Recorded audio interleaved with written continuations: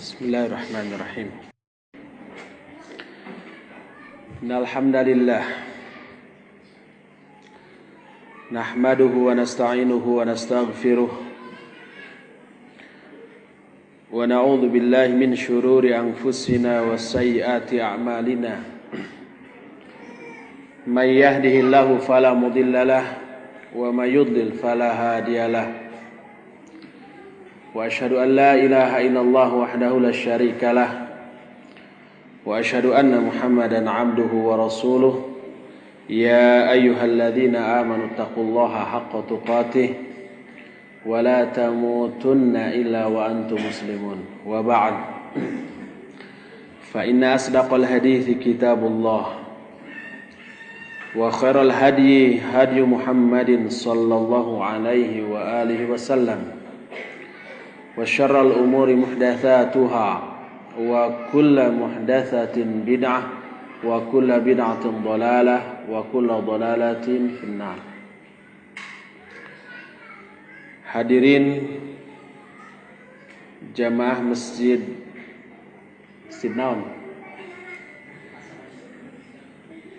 Masjid Tanpa Nami yang dimuliakan ku Allah Subhanahu wa taala.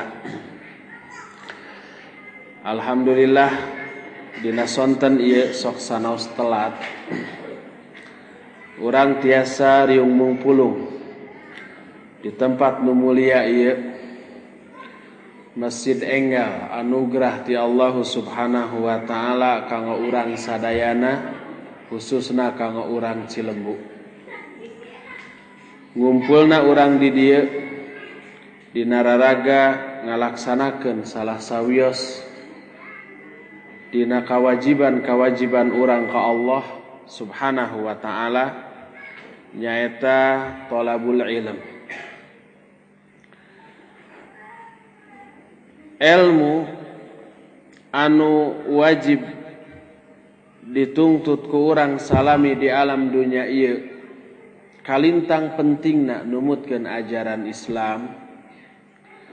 Margi tanpa ilmu urang bakal seueur ngarandapan kabingung sareng kalieur dina kahirupan sadidinten. Kemudian ningali kanyataan hirup di kalangan kaum muslimin dina ngalaksanakeun agama urang ayeuna seueur nguping pendapat, keyakinan, tur ninggal pengamalan kaum muslimin anu benten-benten. Anu itu kieu, nu ieu kitu. Kanggo orang awam tangtos kanyataan ieu teh nimbulkeun kabingung anu pohara. Bade nuturkeun nu mana, bade ngamalkeun nu mana, bade ngalaksanakeun nu mana. Komodei muncul ayeuna sababaraha aliran atanapi kelompok anu sadayana ngaku muslim, tapi hiji kelompok nyalahkeun kelompok anu sanesna. Saur kelompok ieu kelompok itu mah sesat, saur kelompok itu kuring nu bener mah anu sejenna mah nyimpang, kan gitunya. Jalmi anu teu berilmu, anu teu ngagaduhan pengetahuan anu cekap, tangtos bingung, aduh mana atuh nu bener, geus we tong make agama atuh lamun kitu mah, tah antutna mah kadinya. Akhirna tambih sesat. Tapi alhamdulillah Allah Subhanahu wa taala anu nurunkeun agama ieu parantos ngalungsurkeun katerangan anu kalintang jentrena, jelasna, tegasna. Tapi kajelasan Islam, jentrena ajaran Islam, tandes tur tegasna ajaran Islam mung ukur kanyahokeun ku jalmi-jalmi anu kersa ngulik kana kitab Al-Qur'an sareng hadis. Al-Qur'an netelakeun qad tabayyana rusydu minal ghai. Saya sunat tos jelas antawis anu lempeng sareng anu bengkok, antawis anu leres sareng anu salah tos gamblang dina Al-Qur'anul Karim. Kumargi kitu jalmi-jalmi anu bingung milih mana nu leres mana anu lepat teh jalmi-jalmi nu tara muka Al-Qur'anul Karim. Upami muka mah insyaallah gamblang. Tapi sanaos urang muka Al-Qur'anul Karim. Tapi muka nate mung ukur ditelaah ku ilmu nu aya dina diri urang. Sedangkan ilmu nu aya dina diri urang terbatas pisan. Saayana ala kadarna. Panginten urang mah mung tiasa maca hungkul hartosna mah teu faham teu apa teu ngartos. Jalmi anu kieu sami oge ngalaman kabingung. Margi jalmi-jalmi anu kelompok-kelompok nu berpecah-pecah anu benten dina pamadegan dina pendapat sareng pengamalan sadayana oge ngaku yen pamadeganana kayakinanana pendapatna pengamalanna teh dumasar kana Al-Qur'an. Saur kelompok itu tah yeuh kuring teh kieu teh dumasar kana ayat ieu. Saur kelompok nu ieu ari kuring mah ngagaduhan keyakinan kieu teh tah ieu ayatna tah. Sadayana nganggo ayat, sadayana nganggo dalil, kan gitu. Memang Al-Qur'an netelakeun fa in tanaza'tum fi syai'in farudduhu ilallahi wa rasulih. Lamun aranjeun aya pasal ya faham. Lamun anjeun aya perbentenan pendapat ngeunaan hiji masalah uihkeun ka Allah sareng ka Rasulna. Uihkeun ka Allah maksudna kana Al-Qur'an. Uihkeun ka Rasulna maksudna ka pribadi Rasul salami anjeunna aya keneh hirup keneh jumeneng keneh. Upami tos teu aya sapertos zaman urang ayeuna uihkeun deui kana hadisna. Bongkar hadis-hadis Nabi sallallahu alaihi wasallam ngeunaan nu diikhtilafkeun ku urang. Janten upami urang ikhtilaf benten pamadegan sareng batur uihkeun kumaha saur Al-Qur'an ngeunaan masalah eta teh. Contona ayeuna seueur jalmi sanes awam hungkul. Sanes jalmi awam hungkul. Malah kiaina ustadna mubaligna nyarioskeun tong ringrang tong hariwang. Sabab Allah mah aya di mana-mana. Kantos guping cariosan kitu sering. Nu nyarioskeun teh sanes jalmi bodoh. Kiai disebut lagi, ustad, ajengan, ulama, saur orang Indonesia teh mah. Sapali nu sanes lepat. Upami urang nyarioskeun Allah aya di mana-mana. Tah benten pendapat. Uihkeun kana Al-Qur'an cing saur Al-Qur'an Allah teh aya di mana? Fa in tanaza'tum fi syai'in farudduhu ilallahi wa rasulih. Lamun aranjeun aya pasal ya faham. Aya perbentenan pendapat ngeunaan hiji masalah uihkeun deui ka Allah sareng ka Rasulna, uihkeun kana Quran sareng hadis. Di mana ayana Allah? Taros Al-Qur'an di mana Allah teh. Maka Al-Qur'an bakal ngawaler. Kan gitu. Eta hiji contoh. Contoh anu sanesna deui. Sur. Umpamana wae aya jalmi anu netelakeun yen ayeuna aya Nabi enggal namina Mirza Gulam Ahmad. Aya jalmi nu kitu? Aya seueur. Cikeneh dikekeyak tuh di Bogor.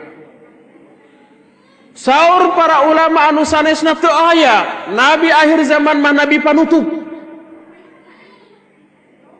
Ta perbentenan pendapat di kalangan jalmi kaum muslimin ngeunaan naha leres aya nabi anu enggal nu namina Mirza Gulam Ahmad teh satu saluyu sareng penjelasan Al-Qur'an teh uihkeun kana Al-Qur'an cing kumaha Al-Qur'an cumarios ngeunaan masalah eta. Al-Qur'an netelakeun makana Muhammadun aba ahadim mir rijalikum walakinna Rasulullah wa khataman nabiyyin. Muhammad teh sanes bapak salah sawios di antara araranjeun, tapi anjeunna teh rasul sareng nabi anu terakhir. Ta eta Al-Qur'an. Seueur contoh-contoh anu sanesna ngeunaan benten pendapat nu kajantenan di kalangan kaum muslimin uihkeun kana Al-Qur'an. Gamblang kan, jelas. Tapi muncul masalah enggal. Ayeuna teh justru jalmi-jalmi teh benten faham atanapi berbeda pendapat teh dina memahami Al-Qur'an. Aya hiji ayat ditafsirkeun ku 10 urang. Lahir 10 pendapat anu benten-bentennya. Saur nu hiji ceuk kuring mah ayat ieu teh kieu. Saur nu dua ceuk kuring mah lain kitu, tapi kieu. Saur nu tilu benten deui, akhirna paraseak. Janten jalmi-jalmi kaum muslimin benten pendapat teh dina memahami Al-Qur'an, dina memahami hadis. Tak upami beda pendapatna na tidak memahami Al-Qur'an dina memahami hadis kedah diuihkeun ka mana deui atuh? Uihkeun deui kana Al-Qur'an, justru Al-Qur'an anu dipermasalahkeun teh. Al-Qur'an anu janten sumber perbedaan pendapat dina penafsiranana. Tadugi ka dieu seueur jalmi anu bingung. Seueur jalmi anu akhirna mah ieu da langkah terakhir mah uihkeun kana Al-Qur'an, anger we cepeng pageuh penafsiran urang ngeunaan Al-Qur'an teh. Ceuk uing kieu, ceuk maneh kitu kop teh bae. Kajeun keneh ribut kan gitu seseueurna. Tah seueur jalmi dugikeun ka dieu teh tos mentok, akhirna masing-masing nafsi-nafsi rek gelut-gelut lah bangsa bodoh kan gitu. Ta upami penjelasan Al-Qur'an sareng hadis mung ukur dugi ka dieu ngantap kaum muslimin berbeda pendapat dina memahami ayat, kaum muslimin salalawasna moal akur. Kaum muslimin salalawasna bakal tetap berpecah belah. Kaum muslimin salalawasna moal kantos ngahiji. Alhamdulillah Al-Qur'an sareng hadis ajaran Islam masih tungtunan teh teu mung ukur dugi kadinya. Tapi seueur deui pituduh tuntunan anu sanes kanggo urang. Naon tuntunan Allah anu salajengna nalika urang berbeda pendapat dina memahami ayat. Al-Qur'an netelakeun fas'alu ahla dzikri in kuntum la ta'lamun. Prak araranjeun geura naros ka ahli zikir lamun araranjeun teu terang. Naon nu dimaksud ahli zikir di dieu? Nah tukang zikir la ilaha illallah kitu sanes. Saur Imam Ibnu Hajar Al-Asqalani oge Imam Ibnu Qayyim Al-Jauziyah nu dimaksud ahli zikir di dieu teh ahli Quran hadis. Ulama sabab adzikr dina teh Al-Qur'an sakumaha nu dijelaskeun dina ayat anu sanes inna nahnu nazzalna dzikra wa inna lahu lahafidun. Saestuna kami anu nurunkeun adzikr. Naon adzikr di dieu teh? Al-Qur'an. Kami oge anu bakal miara anu bakal ngajagana. Kumargi kitu adzikr di dieu Al-Qur'an. Fas'alu ahla dzikri. Prak anjeun nanya ka ahlu dzikir maksud ahli kana Quran sareng penjelasanana tina hadis.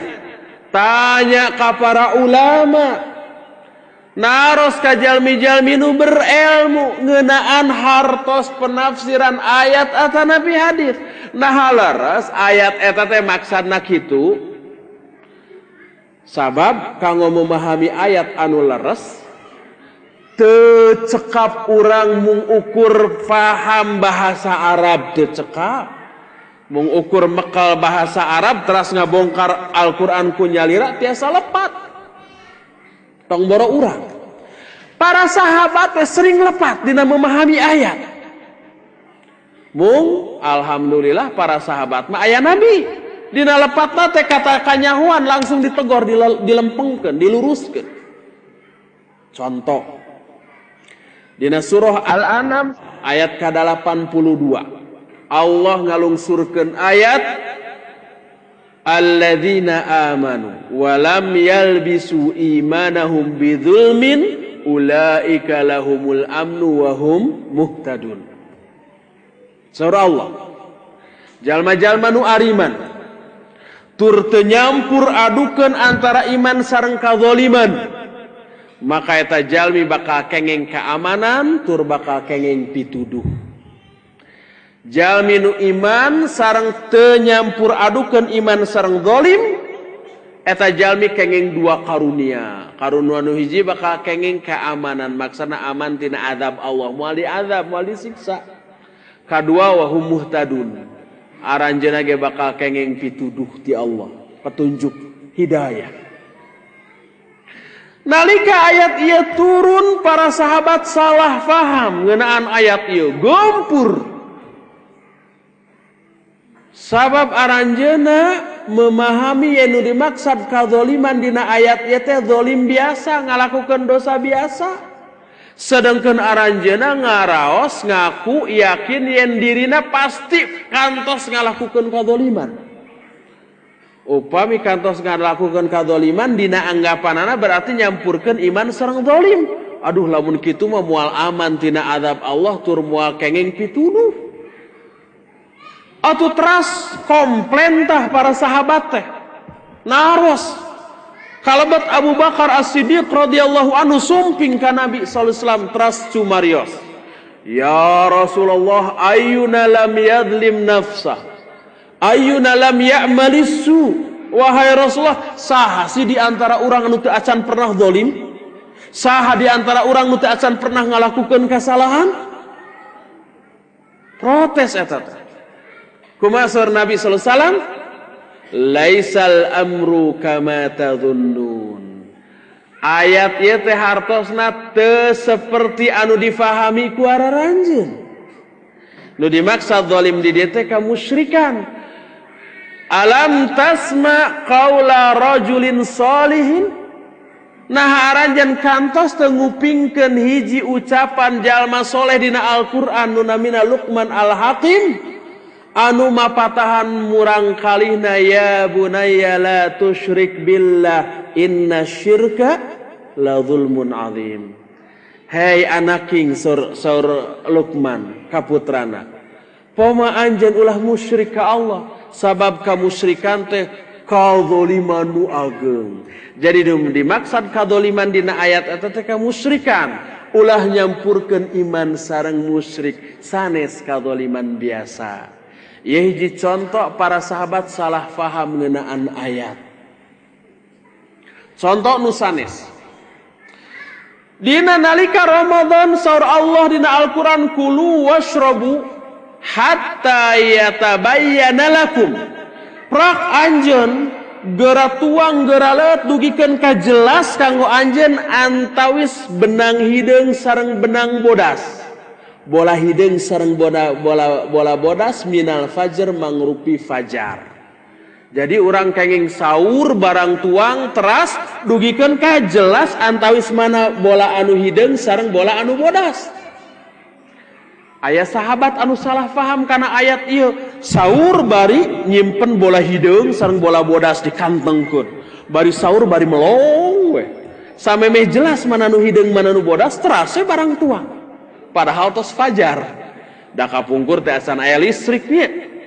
Jadan tos fajar tos salat subuh oge masih poe keneh moal tiasa ngabentenkeun mana bola hideung mana bola bodas. Teras we tuang. Kanyahoan ku Nabi sallallahu alaihi wasallam kauninga ku anjeunna saur Nabi sallallahu alaihi wasallam sanes kitu tapi maksud bola hideung bola bodas teh fajar. Simbol fajar anu digambarkeun ku jelasna antawis bola hideung bola bodas maksudna fajar. Eta contoh nu kadua, memahami ayat salah para sahabat. Padahal para sahabat tiasa bahasa Arab tuh pinter sadi dinten dibina ku Nabi. Nyariosna ge unggal dinten bahasa Arab, Quran ku bahasa Arab. Salah faham. Seur contoh-contoh nu sanesna salah fahamna para sahabat ngeunaan ayat anu difahami ku aranjeuna padahal anjeunna jago bahasa Arab. Kitu deui hadis, seueur hadis-hadis anu teu difahami ku para sahabat. Contona, dina hiji hadis nu diriwayatkeun ku Imam Bukhari, Nabi sallallahu alaihi wasallam netelakeun inna abghadakum ilayya wa ab'adakum minni majlisan yaumal qiyamah atsarsarun wal mutasaddiqun wal mutafaihiqun. Saestuna jalmi anu pang dipikangewa na ku kuring di antara aranjeun sareng jalma anu pang tebih-tebihna kadudukanna ti kuring dina dinten kiamat aya 3 golongan. Kahiji atsarsarun. Atsarsarun teh hartosna cerewet, bawel. Kadua al-mutasyaddiqun. Hampir sami mung al-mutasyaddiqun mah loba catur tanpa bukur. Seueur nyarios, sering nyarios tapi kosong geusina. Anu katiluna al-mutafaihiqun. Parusaru para sahabat, ya Rasulullah arafna atsarsarun wal mutasaddiqun.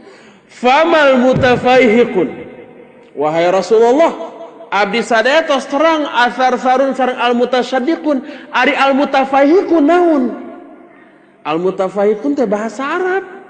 Para sahabat orang Arab tapi itu terang hartosna al-mutafaihiqun. Diwalar ku Nabi sallallahu alaihi wasallam al-mutakabbirun. Al-mutafaihiqun teh jalmi-jalmi nu takabbur nu sombong. Sareng seueur contoh-contoh anu sanes salah fahamna para sahabat boh kana ayat boh kana hadis. Ieu nuduhkeun yen kanggo tiasa ngabongkar ayat, tiasa memahami hadis kalawan salaresna teu cekap mung ukur memahami sareng menguasai bahasa Arab hungkul. Buktosna para sahabat seueur lepat komo urang. Mung lepatna para sahabat di zaman harita langsung dikoreksi ku Nabi sallallahu alaihi wasallam sehingga kasalahanana teh teu langgeng, teu lama, teu lana, teu abadi tapi langsung harita keneh oge diluruskeun, dilempengkeun. Beres we salametah para sahabat. Bayangkeun ayeuna lamun urang setiap urang anu teu terang bahasa Arab, teu apal. Teu faham ilmu tafsir, teu faham ilmu hadis, henteu apal kana kaidah usul fikih sareng ilmu fikih, teu faham kana ilmu syariat, mung ukur memahami Al-Qur'an sareng hadis tina tarjamah, dibaca ku urang, difahami ku urang, bayangkeun kumaha hasilna? Pasti bakal seueur lepatna. Makana para ulama netelakeun mangkana ustaduhu kitabahu fa khatahu aktsaru min sawabi. Sing saha jalmi anu guruna teh kitabna, anjeunna ngaguru teh kana kitab maca sorangan tanpa dibimbing ku nu jalmi anu terang, maka kasalahanana bakal langkung seueur tibatan benerna. Ieu bahayana upami urang memahami nyalira langsung tina ayat, langsung tina hadis. Kumargi kitu maka dina memahami Al-Quran sareng hadis poma ulah memahami Quran sareng hadis ku pikiran urang nyalira anu henteu ngagaduhan ilmu nu cekap kanggo ngabedah Al-Quran sareng hadis. Bahaya. Dina hiji hadis nu diriwayatkeun ku Imam Abu Daud dina kitab Sunan Abu Daud, Nabi sallallahu alaihi wasallam netelakeun man qala fi kitabillahi bi ra'yihi fa asaba faqad akhta'a.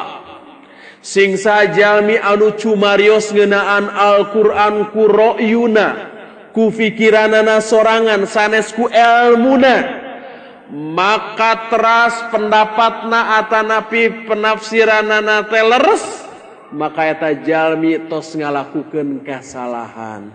Cacak leres tos salah. Komo lamun salah. Da leresna teh kaleresan, leres sanes dumasar ilmu diduga-duga diraba-raba.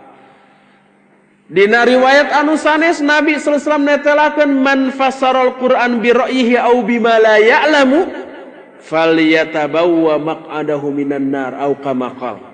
Sing sajalmi anu nafsirkeun Qur'an ku ra'yu atau nafsirkeun Qur'an tanpa ilmu, maka geura siap-siap kanggo nempatan tempat salik dina neraka. Waliyadu billah. Ieu ancaman anu keras ti Nabi sallallahu alaihi wasallam, tong sabongbrong tong sembarangan memahami menafsirkan Al-Qur'an sareng hadis ku pipikiranana sorangan. Namanya jadi sarjana IAIN, namanya jadi sarjana umpamanya di tempat perguruan tinggi Islam tos ngaros jadi mujtahid, tebih pisan. Kumargi kitu fas'alu ahla dzikri in kuntum la ta'lamun. Maka geura naros anjeun ka ahli Quran sareng ahli hadis ka para ulama lamun araranjeun teu terang. Janten memahami Al-Qur'an kadah naros ka ahlina. Naon maksad ayat ieu? Kitu deui hadis, naon maksad hadis ieu? Taros ka ahlina. Saha atuh ayeuna nu ahli Al-Qur'an? Kahiji pasti sepakat nu jalmi nu pang ahlina, pang fahamna, pang leresna pemahamana tentang Al-Qur'an nyaeta Nabi Muhammad sallallahu alaihi wasallam. Eta mah moal aya ikhtilaf, moal aya perbentenan pendapat. Sadayana kaum muslimin pasti sepakat yen anu pang faham-fahamna ngeunaan Al-Qur'an nyaeta Nabi Muhammad. Kadua, sajaba Nabi sahadeui anu dijamin ku Allah yen pendapatna, amalna, kayakinanana, dakwahna, perjuanganna, jihadna sagalana leres tur dijamin surga. Dijamin oge surga kanggo jalmi-jalmi anu nuturkeunana. Nu kadua sajabi Nabi sallallahu alaihi wasallam anu paling faham tentang Quran, nu dijamin ku Allah bakal salamet, oge dijamin salamet oge jalmi-jalmi anu nuturkeunana nyaeta para sahabatna. Bayangkeun para sahabat mah dididik ku Nabi langsung. Upami aya kasalahan langsung ditegur, dikoreksi, dilempengkeun. Para sahabat langsung ninggal lungsurna ayat nyaksian, langsung ngupingkeun penafsiranna ti Nabi, langsung ninggal pengamalanna ti Nabi, oge sasarengan ngamalkeun sadayana ayat anu lungsur ka aranjeunna. Kumargi kitu pantas upami para sahabat jalmi-jalmi anu paling faham ngeunaan Al-Qur'an. Nya faham nguping langsung ti Nabi, nya faham kumargi anjeunna urang Arab Quran oge ku bahasa Arab, nya faham ku sabab ninggal Nabi ngamalkeun eta ayat, nya faham ku sabab aranjeunna naros langsung, nya faham ku sabab aranjeunna ge ngiring ngamalkeun langsung, memperjuangkeun ngadakwahkeun langsung. Fahamna teh lahir batin. Sanes mung ukur di bibir tapi sadayana Al-Qur'an tos nerap dina kalakuan sadidintenna. Contoh Abdullah bin Mas'ud radhiyallahu anhu netelakeun, ta'allamnal iman, ta'allamnal Qur'an fazadna imanan. Sari Ibnu Mas'ud, abdi sadaya mempelajari iman. Nyeri. Sarana abdi sadaya mempelajari Al-Qur'an maka nambih keimanan abdi sadaya. Kumaha cara mempelajari ayatna teh? Sari Ibnu Mas'ud, ta'allamna 10 ayat lam nujawiz minhunna hatta na'rifa ma'aniyahunna wa na'mala jami'an. Saur Abdullah bin Mas'ud abdi sadaya mempelajari ayat teh 10 ayat demi 10 ayat. Mempelajari Al-Qur'an 10 ayat, 10 ayat. Sareng teu waka ngalengkah kana 10 ayat nu kadua, samemeh 10 ayat anu ngawitan teh difahami heula hartosna, teras diamalkeun sasarengan. Ari apal mah tos pasti apal. Sajabi apal difahami maknana. kalawan bimbingan ti Rasul sallallahu alaihi wasallam sabada faham hartosna neme diamalkeun sasarengan tos kitu neme nincak kana 10 ayat nu kadua kitu teras Al-Qur'an diperlakukeun ti awal dugikeun ka akhir ku para sahabat kalawan bimbingan Nabi sallallahu alaihi wasallam. Kumargi kitu kabayang ku urang kumaha ilmu para sahabat sareng pemahamanana ngeunaan Al-Qur'an. Dugikeun sekar Abdullah bin Mas'ud manuzilat ayatun min ayatillah illa wa ana a'lamu fi man nuzilat wa aina nuzilat walau a'lamu ahadan a'lamu minni bi kitabillah la ataituhu. Saur Abdullah bin Mas'ud henteu aya hiji oge ayat anu lungsur dina Al-Qur'an kajabi kuring terang ngeunaan saha eta ayat teh turuna sareng di mana eta ayat teh turuna terang sadayana upami kuring terang aya hiji jalma nu sejen langkung terang ngeunaan kitab Allah tibatan kuring pasti ku kuring didongkapan sanos tebih jarakna kanggo diajar ka manehanana. Kabayangnya ku urang Abdullah bin Mas'ud terang sadayana ayat asbabun nuzulna ngeunaan saha di mana ayatna sareng hartosna sareng ngamalkeunana. Padahal Abdullah bin Mas'ud sanes sahabat anu paling luhur ilmuna di kalangan sahabat. Aya anu langkung luhur sapertos Abdullah bin Abbas radhiyallahu anhuma. Dugikeun ka Abdullah bin Mas'ud nikma tarjumanul Quran Ibnu Abbas. Pang sae-sae, pang pinter-pinter penafsir Al-Quran Ibnu Abbas. Dugikeun ka kantos Ibnu Abbas teh hiji waktos khutbah. Di tengah khutbahna anjeunna maca surah Ar-Rum atanapi nu sanesna. Tsumma yufassiruha tafsiran law sami'athu turku wad dailam la aslamu. Teras eta ayat anu dibaca ku Abdullah bin Mas'ud teh ku Abdullah bin Abbas teh ditafsirkeun ku penafsiran anu kalintang gamblangna, jelasna, tandesna, ecesna, tegesna, pokona leres-leres gamblang, leres-leres jelas. Dugikeun ka upami penafsiranana teh dikupingkeun ku orang Turki sareng orang Dailam anu harita masih kafir pasti aranjeunna bakal lebet Islam saking hebatna penafsiran Ibnu Abbas ngeunaan ayat anu nuju dibahas.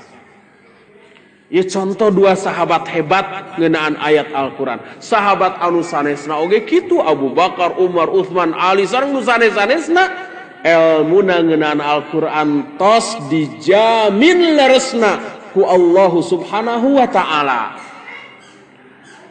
Ieu nu kadua. Sajabi Rasul sallallahu alaihi wasallam para sahabat jalmi-jalmi anu paling faham. Kumargi kitu upami urang hoyong ngagaduhan pemahaman anu leres tentang Al-Qur'an tentang hadis, maka urang kedah nuturkeun penafsiran para sahabat ngeunaan Al-Qur'an sareng hadis. Sabab para sahabat jalmi-jalmi anu pang pinter-pinterna pang faham-fahamna ngeunaan ayat sareng hadis teu aya deui. Kumargi kitu pantas upami Allah masian jaminan yen para sahabat pasti lebet ka surga tur diridoi. Kitu deui jalmi-jalmi anu nuturkeun para sahabat.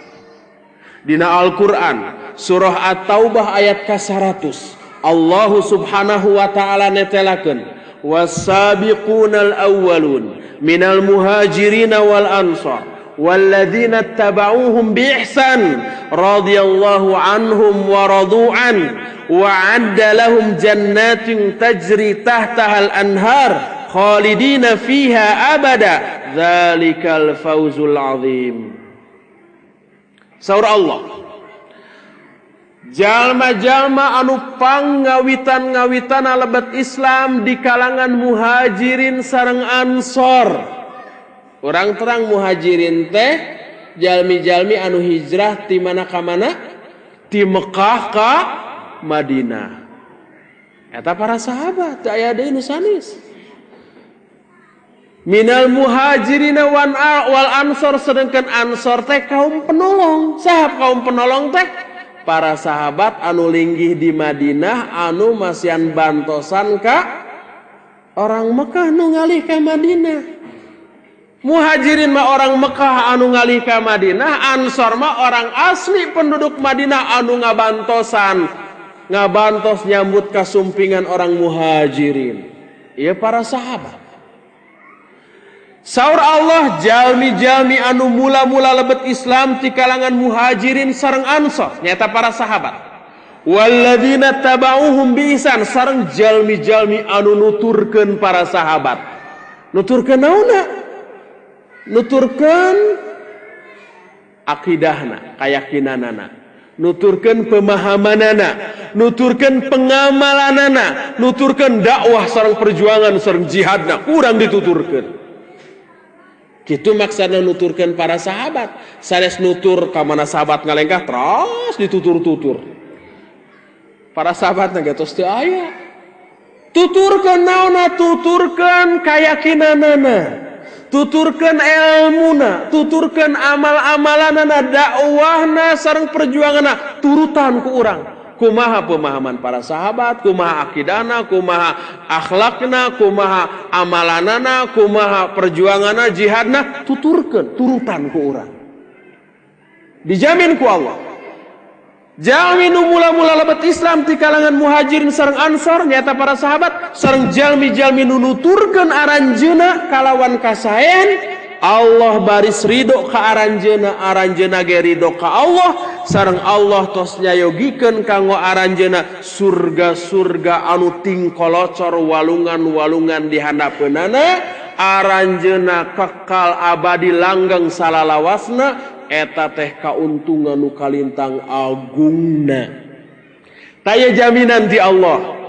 Jaminan ka saha? Ka para sahabat. Yang sahabat teh diridhoi ku Allah sareng dijamin lebat surga. Naon margina? Margina pasti pemahamanana leres, amalna leres, akidahna leres, perjuangan dakwahna oge leres, jihadna oge leres sadayana. Makana dijamin ku Allah. Lamun pemahamanna salah mah atuh moal dijamin lebat surga. Lamun amal-amalana ngaco keliru mah moal dijamin lebat surga. Ieu jaminan Allah kanggo para sahabat. Sareng jaminan Allah ka jalmi-jalmi anu nuturkeun para sahabat. Jadi upami urang hoyong kalebet jalmi anu dijamin ku ayat ieu tuturkeun para sahabat dina memahami Islam, dina ngamalkeun Islam, dina ngadakwahkeun Islam, dina memperjuangkeun Islam. Ieu ayat nu ngajamin. Cing.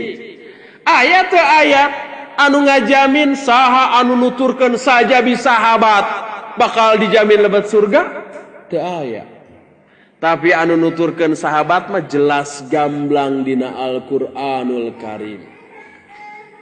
Eta ayat nu kahiji anu mangrupi jaminan sakaligus tersirat wajibna urang nuturkeun para sahabat dina memahami Al-Qur'an upami urang hoyong dijamin lebat surga, dijamin diridhoi ku Allah, wajib nuturkeun para sahabat. Upami urang teu nuturkeun para sahabat dina memahami Islam, atuh engke Islam urang benten sareng Islam para sahabat. Upami Islam urang benten sareng Islam para sahabat berarti benten sareng Islam Nabi.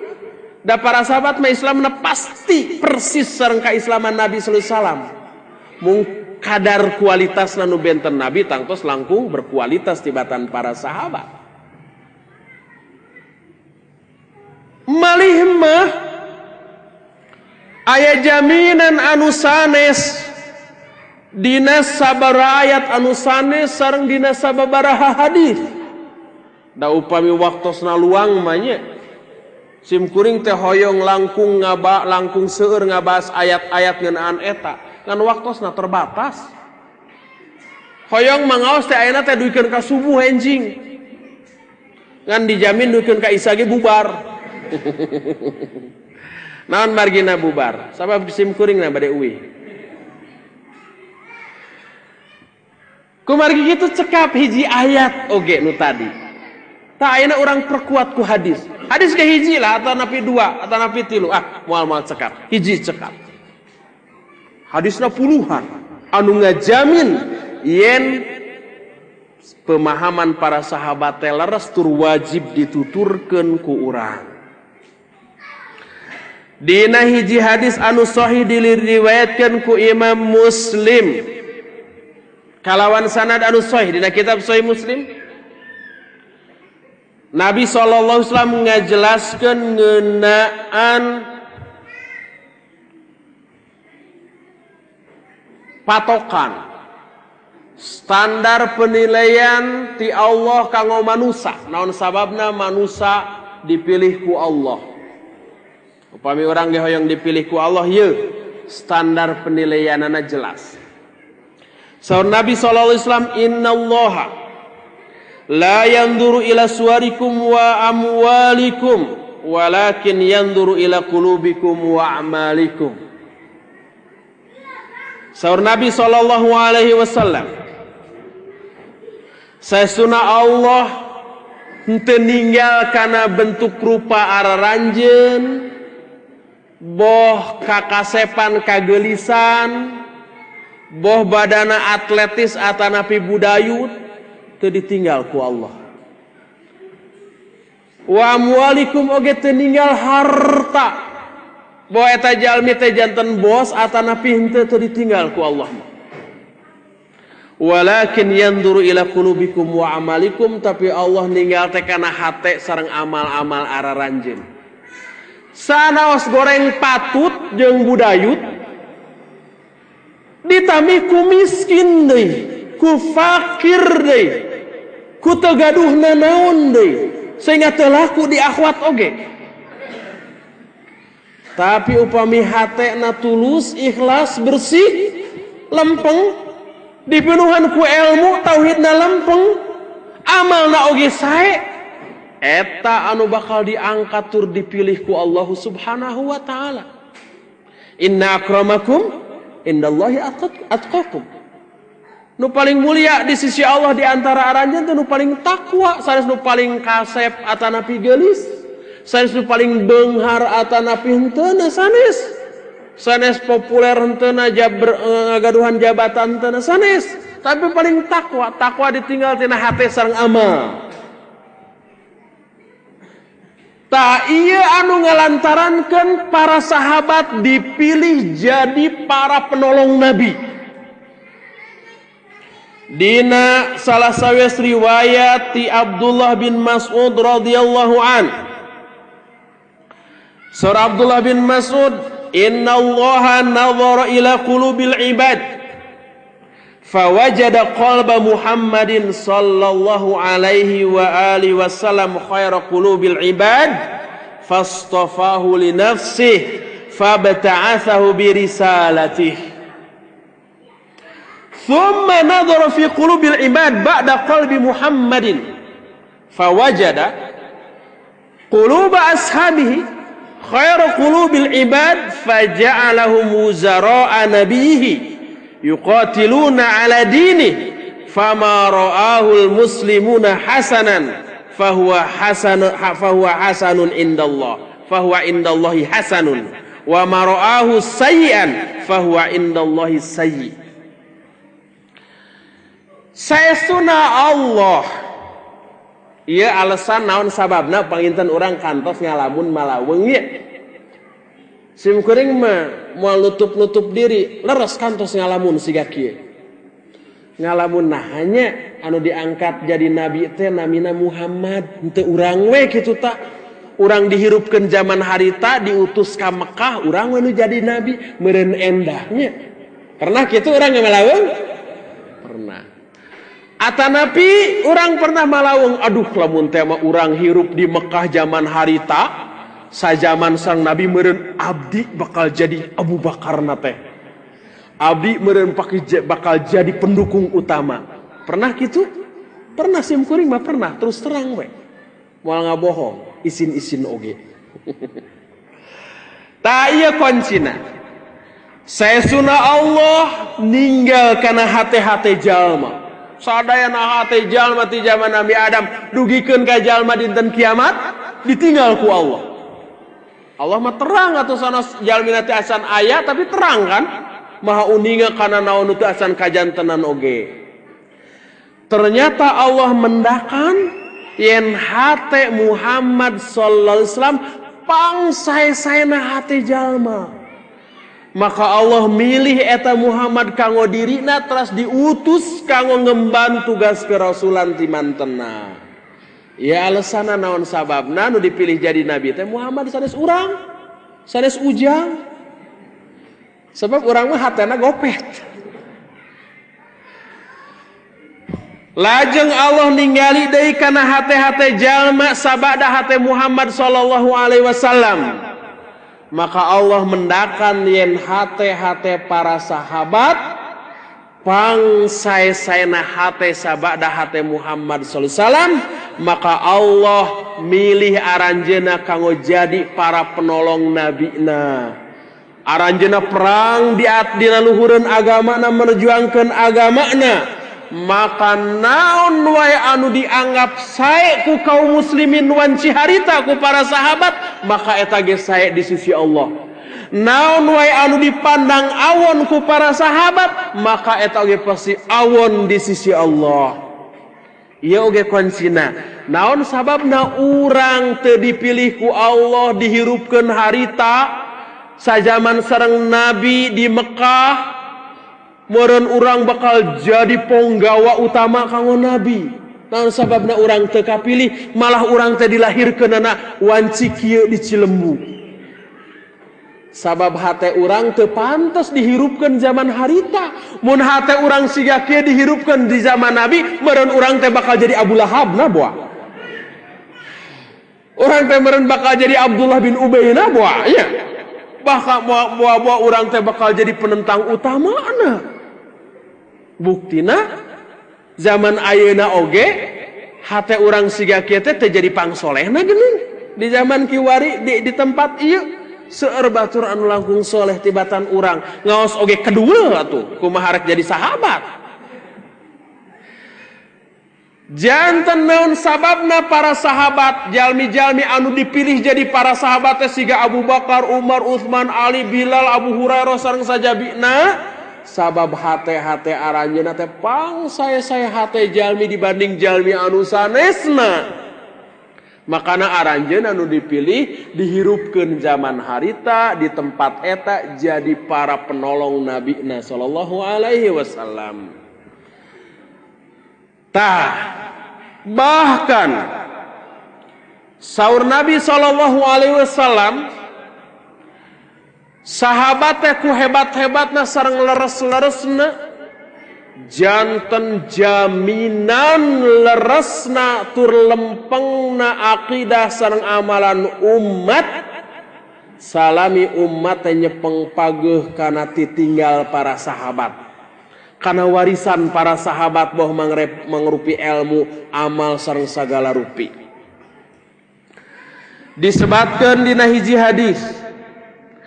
Hadisnya katampi ti Abu Musa al-Ash'ari radhiyallahu anhu. Punten rada ngebut meusannya waktosna ye. Saur Abu Musa al-Ash'ari, "Shallaina al-maghrib ma Rasulillah sallallahu alaihi wa alihi wasallam thumma qulna law jalasna hatta nusalli ma'ahu al-isya." Fajalasna. Fa kharaja alaina fa qala ma ziltum huna? Qulna ya Rasulullah sallaina ma'ak thumma qulna najlisu hatta nusalli ma'akal isya. Qala ahsantum aw asabtum.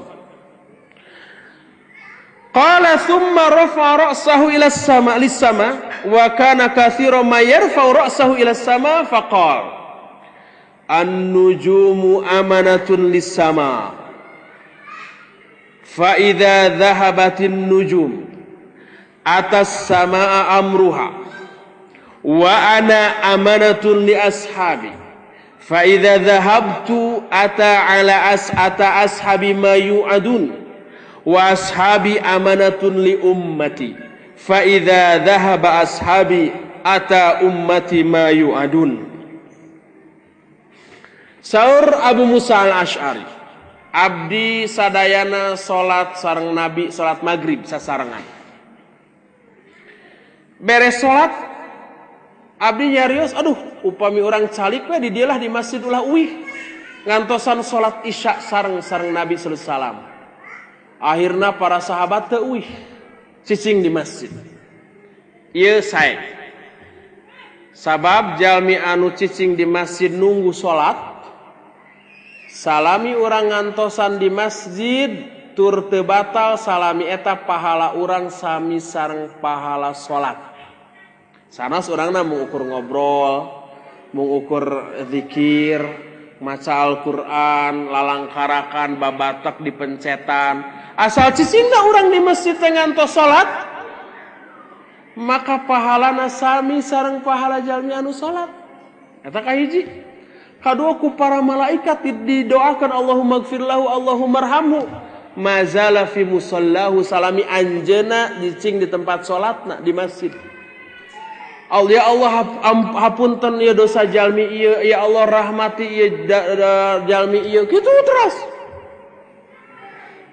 Janten ti magrib ka isya, ikhwan ahwat, bapak-bapak, ibu-ibu sareng sadayana, teteh, aa, akang, bibi, wa, nini, aki, cicing tos magrib teh ulah uih, kawan naon?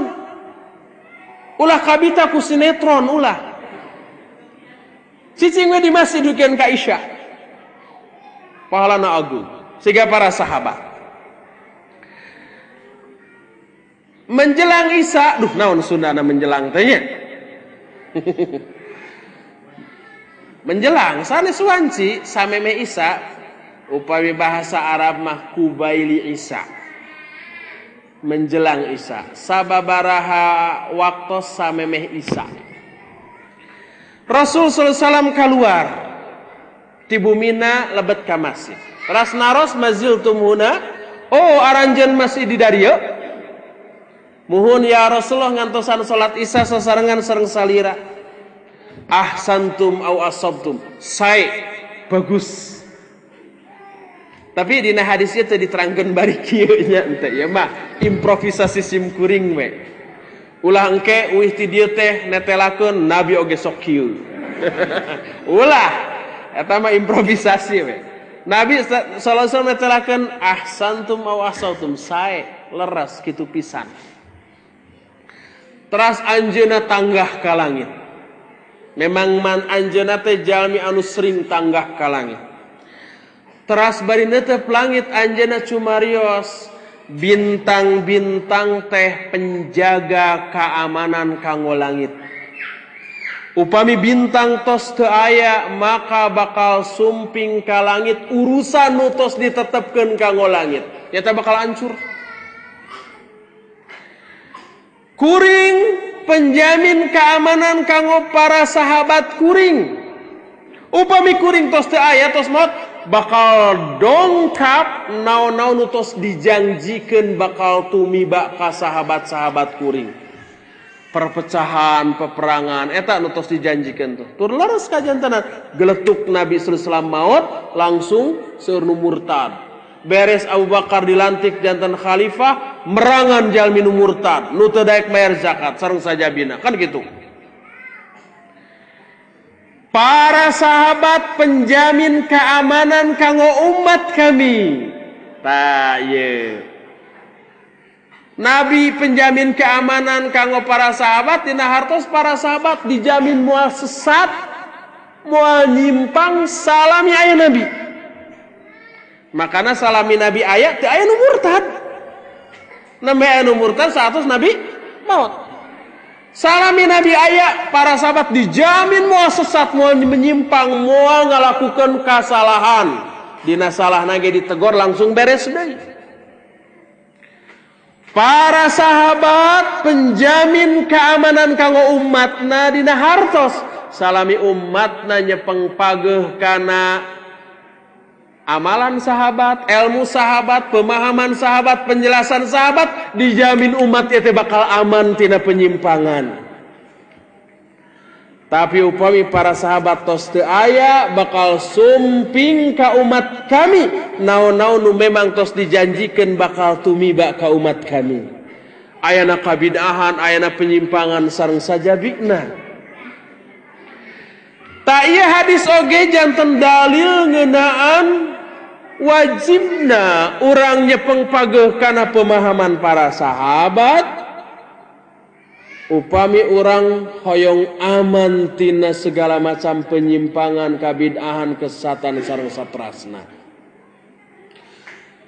Jelas weh ku ayat-ayat sareng hadis-hadis anu tadi.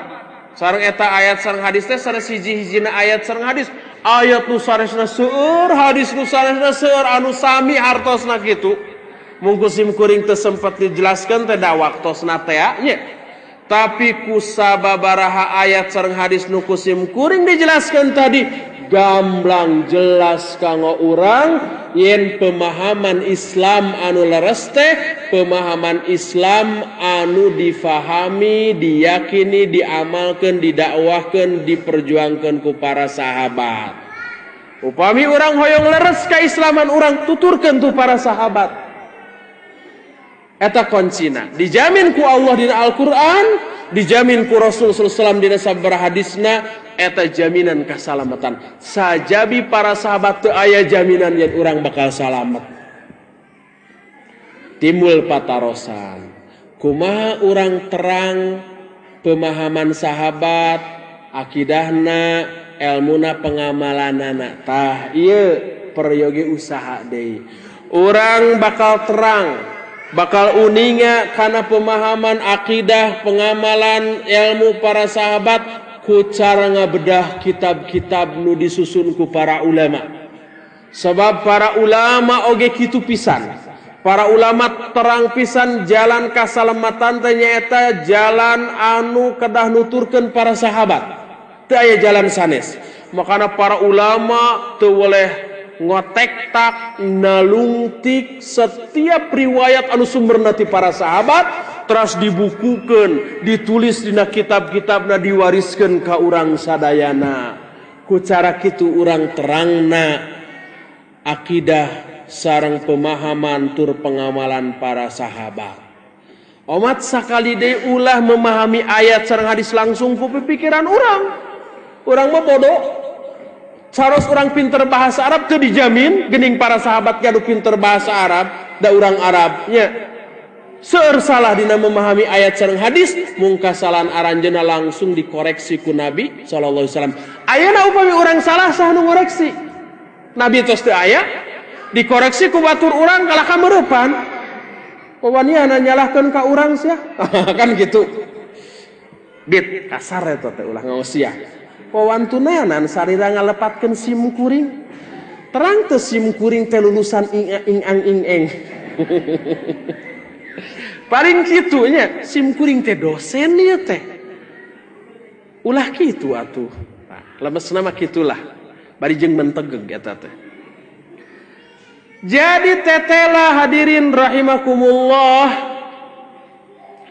Cara hiji-hijina nu kurang kedah dilakukan supaya keislaman urang leres, teu nyimpang, teu ti soledat, teu ti seureuleut, teu ti gebrus dugikeun ka amrukna, nyata urang kedah nuturkeun ilmu penjelasan, pengamalan, pemahaman akidah, keyakinan para sahabat ku cara urang nalungti kitab-kitab nu dijelaskeun ku para ulama. Kanggo ngaguar masalah eta dibutuhkeun jalmi anu mampu ngabedah kitab eta.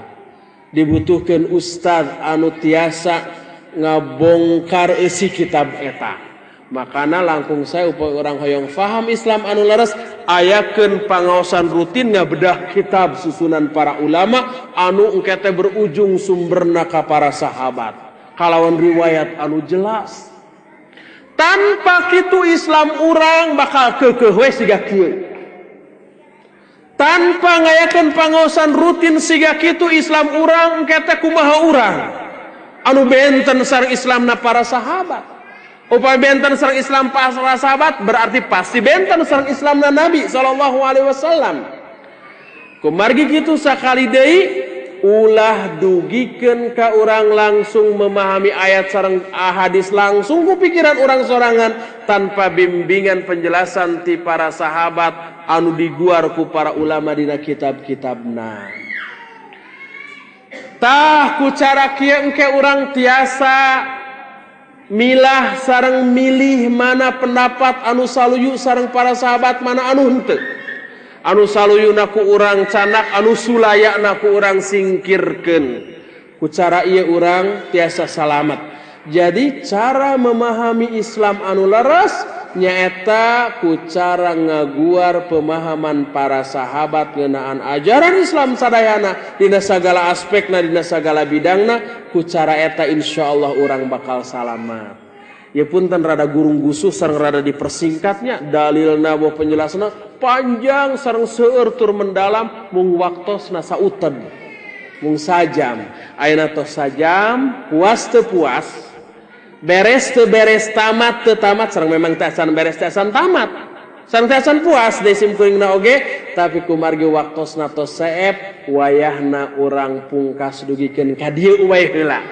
Mudah-mudahan ieu teh acara urang nu munggarannya, mudah-mudahan sanes anu pamungkas. Tapi bakal aya pelajaran-pelajaran salajengna sanos teu kusim kuring, mudah-mudahan. Syukur upami kusim kuring hiji waktos mah nya. Da mios ka dieu teh asa kos country, ngemutkeun masa muda zaman kapungkur.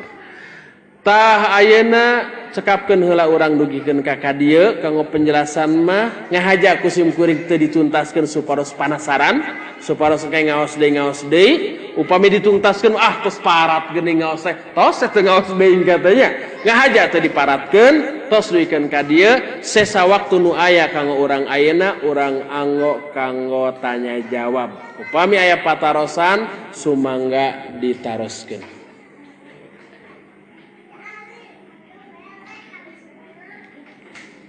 Aya patarosannya dukati ihwan dukati ahwat. Tina seratanana teu tiasa diduga itu seratan ihwan atanapi ahwat, seratan bapak-bapak atanapi ibu-ibu ya. Hiji. Mengapa dinamakan salafiyah kupe? Apakah salafiyah dakwah hizbiyah ataukah dakwah yang mengajak kepada kelompok tertentu? Apakah salafiyah sebagai kelompok jamaah atau firqoh, kupe de firqoh nage, atau firqoh baru dalam Islam? Dua, mengapa tidak cukup bagi kami dengan berintisab hanya kepada Al-Quran dan Sunnah saja? Wah, iya kedah nama dijelaskan tadi dengan kaliwat. Sareng waktu senada itu cekapkan ayeuna orang bahas sakedik ulah aya nu naros deui ku ieu ge tamat waktu sedadukeun ka magrib. Ninggal karena penjelasan tadi ieu nu naros ku bahasa Indonesia ari simkuring ngajelaskeun bahasa Sunda nyambung teh ya teh ya. Anu narosna ngartos bahasa Sunda. Cung sanu teu ngartos bahasa Sunda ngacung. Teu aya ngartos sadayana. Ku penjelasan tadi teu acan parat. Ibu-ibu dipengker diamankan marang kalina. Tadi mah rehet somrek buta rata. Ayeuna nah jadi buta hejo. Nah ribut deui amankan ibu. Tadi orang tos terang yen orang wajib nuturkeun para sahabat dina ngamalkeun sareng memahami Islam. Anu salajengna para sahabat teh ku para ulama disebat atanapi diistilahkeun ku generasi salaf. Jadi upami urang nguping istilah salaf ku F sanes ku P. Generasi salaf teh maksudna generasi sahabat. Salaf teh para sahabat. Ah da ieu mah di Cilembu salaf teh para sahabat. Di Cilembu teh aya F. Salaf teh para sahabat. Jalmi-jalmi anu nuturkeun para sahabat atanapi nuturkeun generasi salaf disebat salafiyin. Bahasa Cilembu ya. Disebat salafiyin. Ajaranna disebat salafiyah. Salafiyah teh pemahaman, akidah, ilmu, pengamalan para sahabat.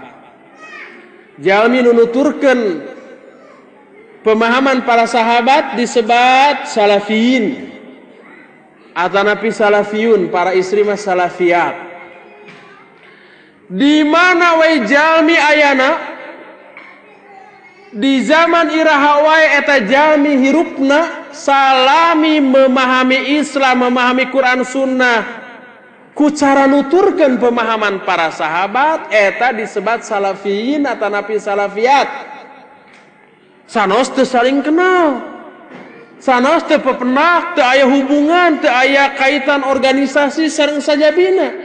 Jadi salafiyin teh sebutan nu ditujukan kanggo jalmi-jalmi anu nuturkan para sahabat dina memahami Islam. Kumargi kitu maka salafiyin sanes nami kelompok, sanes nami firqah, sanes nami hizbi, sanes dakwah hizbiyah. Upami kelompok mangga hiji di hiji zaman di hiji tempatnya. Terus aya aturan organisasi dipimpin ku hiji imam, pamimpin aya baiat, aya aturan, aya hukuman kanggo nu ngalanggar kan kitunya. Eta kelompok. Salafiyin salafiyah mah henteu. Malah teu saling kenal.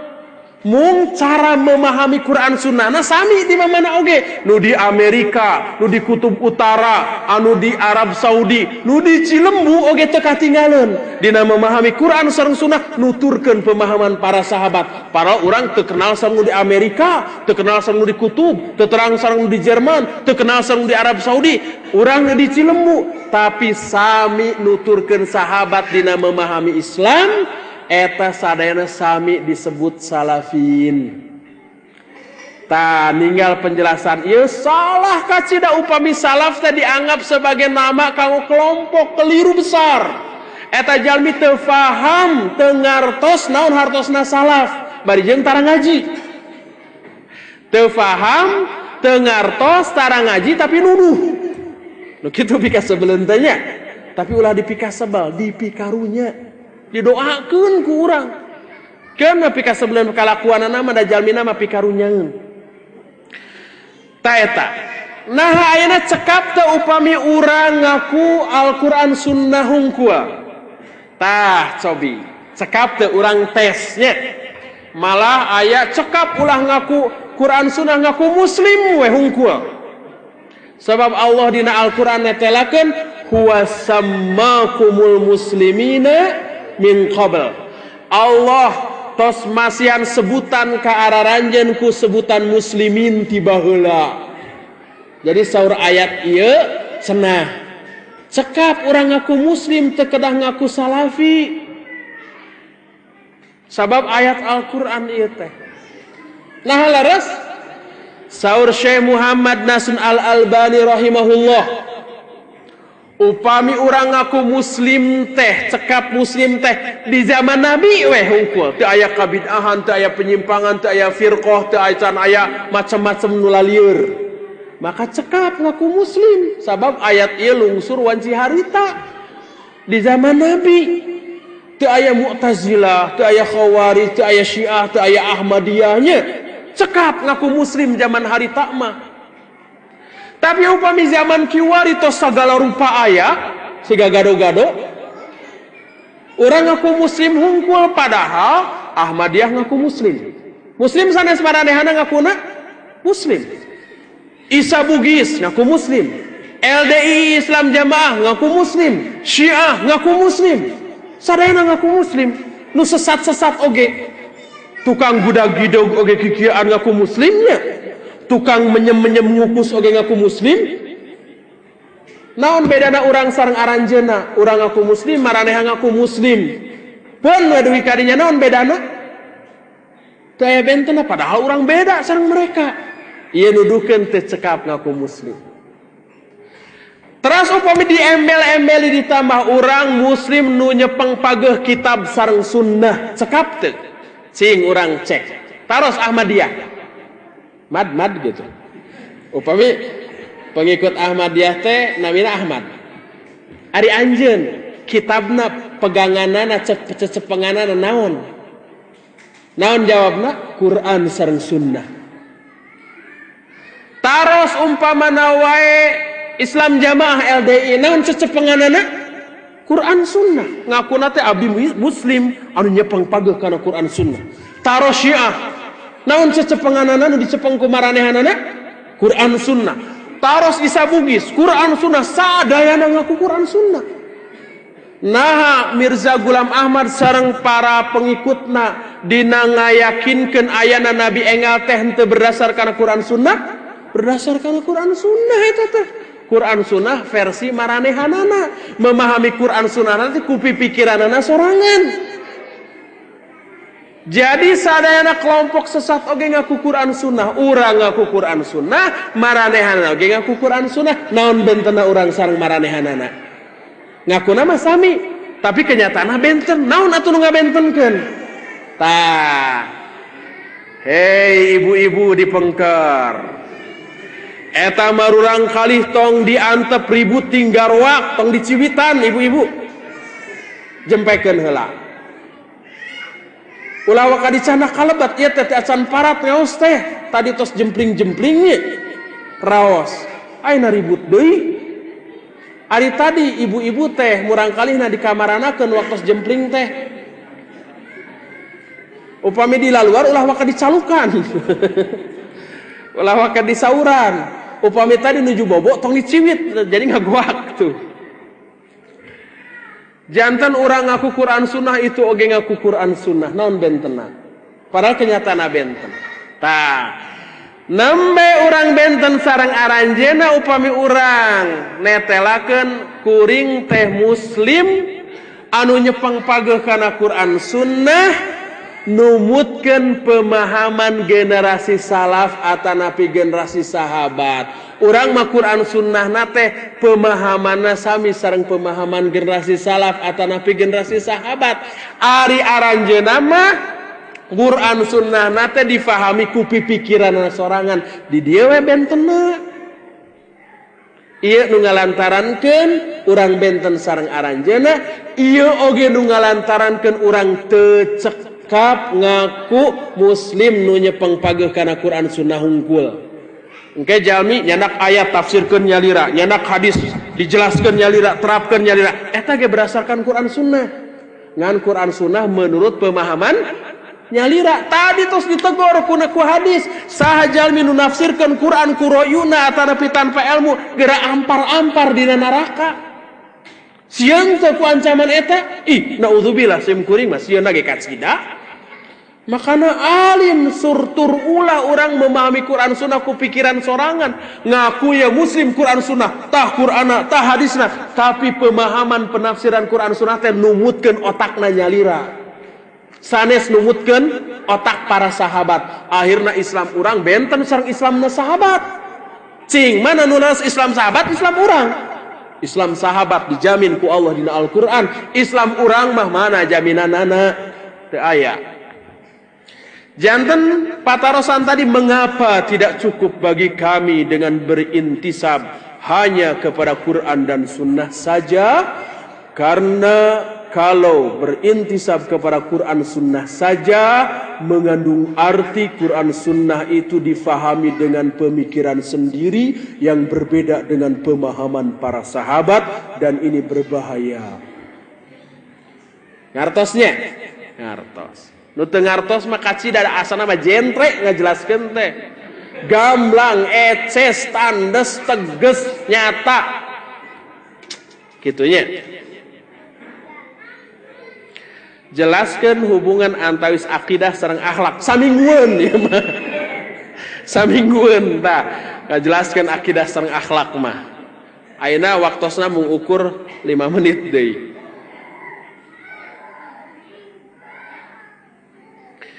Nyuhunkeun dijentrekeun kumaha hukumna nuang mie instan sareng daging kengeng ngagaleuh ti pasar atanapi jagal numutkeun salaf margi aya nu leres-leres ngaharamkeun tergantung daging naon heula pun daging babi mah leres haram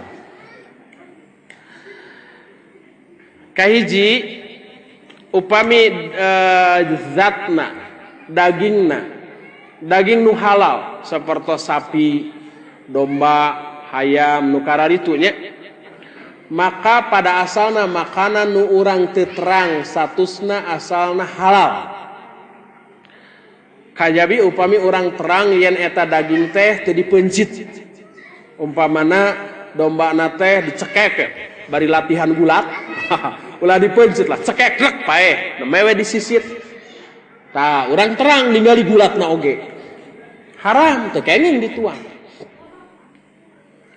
hayam kitu sapi kitu upami terang nyata yen eta teu dipencit maka teu kenging dituang haram hurrimat alaikum al-maitatu wad-damu wa lahmul khinzir wa ma uhilla bihi li ghairillah nu dipencit bari jeung teu disebat dengan Allah oge eta teu kenging dituang komo deui anu teu dipencit janten upami urang terang yen eta teh teu dipencit atanapi haram teu kenging tapi upami urang teu terang tos jadi daging we nah dipencitna bismillah heula henteu nah dipencitna teh dipersembahkeun kanggo Allah karena Allah atanapi kanggo embah urang teu terang nah eta teh kenging mauk atanapi sanes pokona urang tos nampi asakna maka upami urang teu terang kembali kana hukum asal al aslu fil asya al ibahah maka kenging halal dagingna kenging dituang ku urang sadayana eta ngeunaan daging upami instan tergantung upami kandungan mie instan teu aya anu haraman maka eta halal tapi upama kacampuran aya minyak babi we umpamana haram atanapi aya unsur haraman naon nu sanesna maka haram teu kenging nasim kuring teu terang nah mie instan teh sadayana kandunganna teh leres-leres halal atanapi aya kacampuran kuno haram wallahu alam teu terang kitunya tos we lah tah sakitu heula anu kapihatur ayeuna waktosna parantos saep aya waktos sababernit kanggo samemeh adzan ieu kanggo abdas kanggo siap-siap salat insyaallah naon anu kusim kuring dijelaskeun ka hadirin sadayana diharapkeun tiasa nambihan dorongan iman nambihan ilmu nambihan dorongan kanggo ngamulyakeun akhlak nambihan oge sumangat kanggo ngaos anu langkung rajin deui anu langkung khusyuk deui langkung berkualitas deui mudah-mudahan Allah masian kakiatan ka urang sehingga urang tiasa memahami ajaran Islam salares-laresna sehingga tiasa nyalametkeun urang dunya dugikeun ka akhirat subhanakallahumma bihamdik asyhadu an la ilaha illa anta astaghfiruka wa atubu ilaik walhamdulillahirabbil alamin wa sallallahu ala Muhammadin wa ala alihi wa ashabihi wasallam wassalamu alaikum warahmatullahi wabarakatuh.